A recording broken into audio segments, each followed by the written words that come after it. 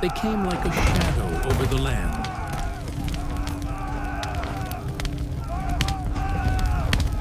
A tide of hooves and steel. The Mongols, swift as the wind, unstoppable as a flood. Cities fell in days. Kingdoms crumbled without a cry. Behind them, nothing but silence and ash. They were the terror of the known world, and they were coming. Yet, in the far reaches of the West, a different kind of army waited, forged in hardship, bound not by blood, but by loyalty and survival. The Mamluks, men once bought and sold, now masters of their own fate, and guardians of the last stronghold of their world. In the valley of Ain Jalut, these two forces would collide. This is the story of the battle that changed the course of history. In the 13th century, across the vast rolling steppes of Mongolia, a people forged by wind, snow, and endless horizons rose to power, unlike any the world had ever seen. The Mongols were not born rulers of kingdoms or masters of cities.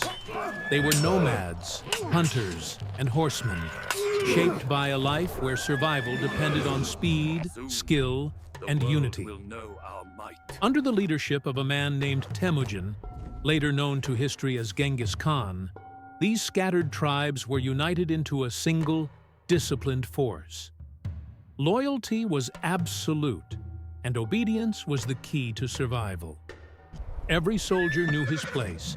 Every commander understood the vast strategy that allowed small bands to defeat armies many times their size.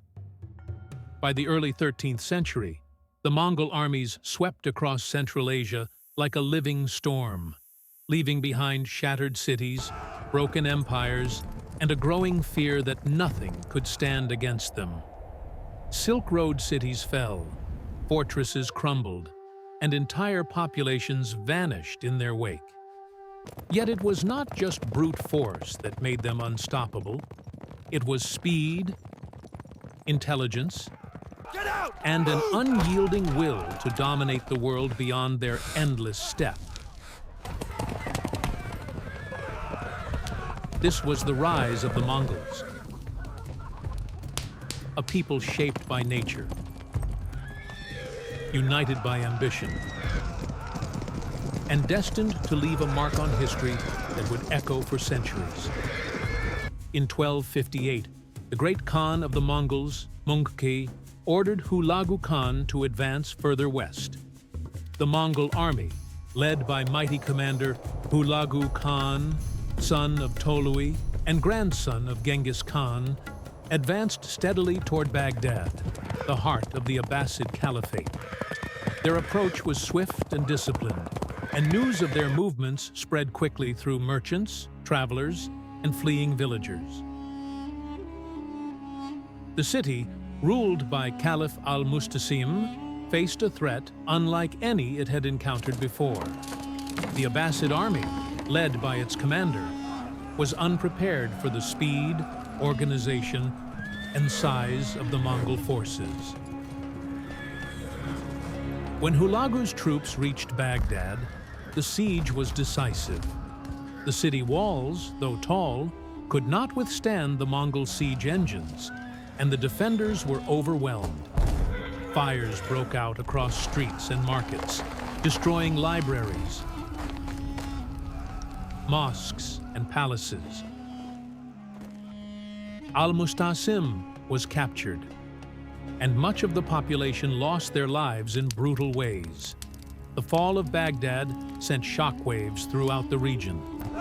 The Middle East faced a new reality, a fast-moving, highly organized army that had demonstrated it could conquer even the most fortified cities, leaving fear and uncertainty across the land. While Baghdad fell to Hulagu Khan's Mongol army in 1258, far to the west, a remarkable transformation was taking place in Egypt. The Mamluks, men of Turkic origin who had been brought to Egypt as slaves, were trained from childhood in the arts of war, horsemanship, and strategy. Though once bound by chains, they rose through discipline, skill, and loyalty, forming a military elite unlike any other. By 1250, these former slaves had overthrown the weakened Ayyubid rulers, establishing the Bahri Mamluk dynasty under Sultan Aybak. From the bonds of servitude, they seized power and authority, proving that a disciplined, organized, and loyal force could dominate even a kingdom. Their rise was not accidental. It was the result of rigorous training, cohesion, and the sheer determination to survive and command. News of Baghdad's fall spread swiftly to Cairo, signaling the advance of the Mongol threat toward the Western Islamic lands. The Mamluks, fully aware of the danger, began consolidating forces, preparing defenses, and strengthening their ranks. Egypt, once a distant observer of the Mongol conquests, was now the stage for a new, formidable power. Former slaves who had become rulers, ready to face the most feared army in the world. After the fall of Baghdad in 1258, the Mongol forces under Hulagu Khan did not pause. Their armies pressed westward through Syria, leaving devastation in their wake, and reports of their unstoppable advance reached the Egyptian court in Cairo. The Mamluks, now the rulers of Egypt, understood that the Mongols' next target could be their lands. Sultan Qutuz and his famous commander Baybars acted swiftly. They consolidated their forces, mobilizing elite cavalry and seasoned infantry, while fortifying key positions along the northern borders of Egypt and southern Syria. Supply lines were secured, intelligence networks expanded, and alliances with neighboring states strengthened. Every man was drilled, every unit trained for the battle they knew was inevitable. The Mongols, experienced in siege warfare and lightning-fast campaigns, had already demonstrated their capacity to overwhelm cities and armies far superior in number. The Mamluks, however, had the advantage of knowledge of the terrain,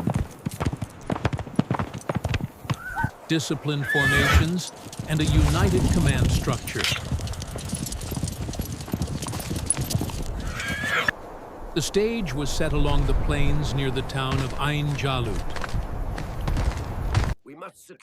The Mongols, confident in their past victories, and the Mamluks, determined to defend their homeland and faith. For the first time, the advancing storm from the east would meet a force capable of challenging its unstoppable momentum, and the fate of the Islamic world hung in the balance. In the late summer of 1260, the Mongol army, led by Kitbuka under Hulagu Khan, advanced through Syria with unstoppable momentum. The fall of Baghdad had shown their near invincibility, spreading fear across the Middle East. Many cities surrendered without a fight, and few armies challenged them. Moving south toward Egypt, the Mongols approached the Mamluk forces, disciplined and battle-ready under Sultan Qutuz and his commander Baybars, prepared to confront the approaching threat. As the Mongol forces approached the plains near Ain Jalut in 1260, both sides prepared meticulously for the confrontation. The Mamluk army, led by Sultan Qutuz and his key commander Baybars, arranged their troops in a defensive formation designed to counter the Mongols' renowned mobility. Their corps consisted of elite cavalry units, drawn from the Mamluk slave soldiers trained in horseback archery and close combat.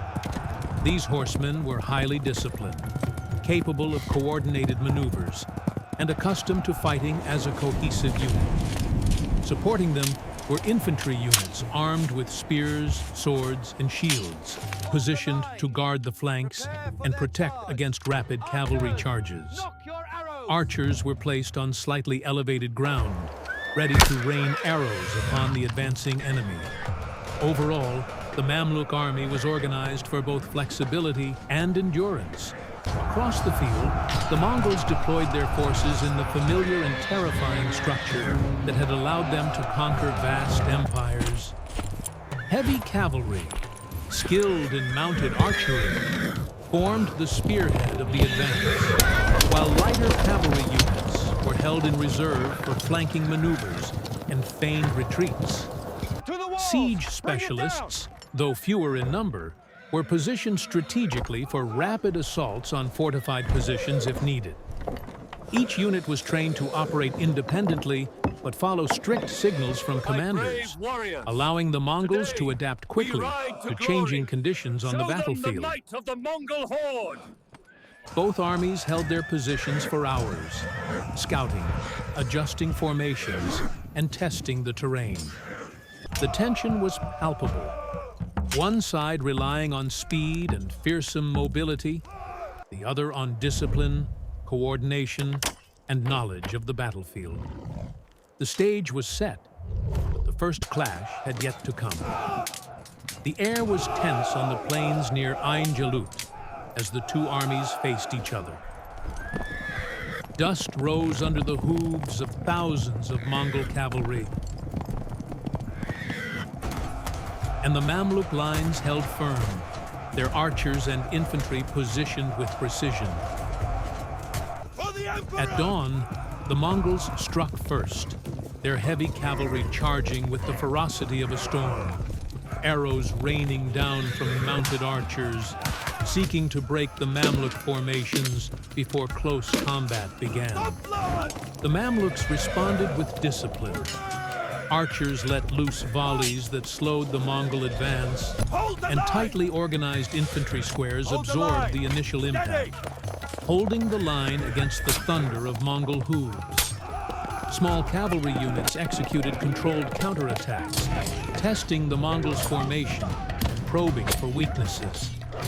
For hours, the battle ebbed and flowed, each side pushing and retreating in a deadly rhythm.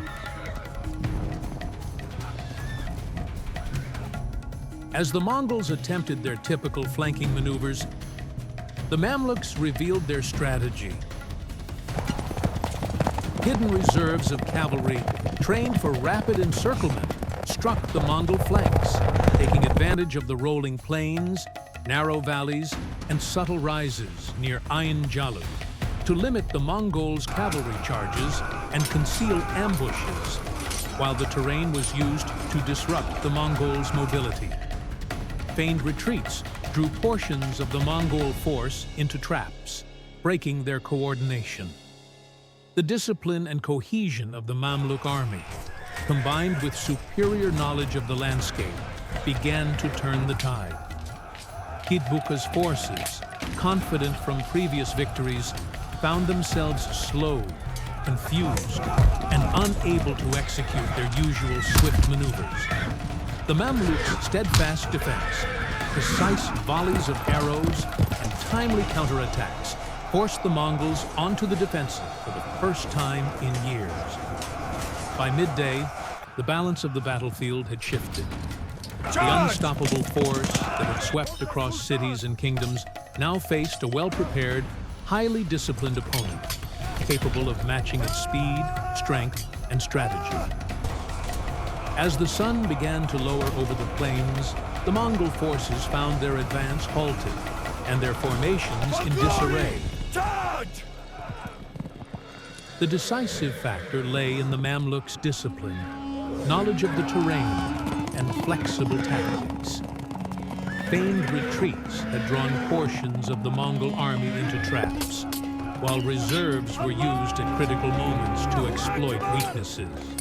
Kitbuka himself fell in the chaos, and the remaining Mongol forces began a retreat northward, marking the first significant defeat of the once invincible Mongol armies. The plains of Ain Jalut stood witness to a turning point in history. A former slave army, the Mamluks, had halted the Mongol advance, securing Egypt and the Western Islamic world. Their victory was not just a triumph of strength, but of strategy, Alhamdulillah. discipline, and unity. A demonstration that preparation, knowledge, and courage could overcome even the most feared army the world had ever known. With the Mongols repelled, the Mamluks rise to power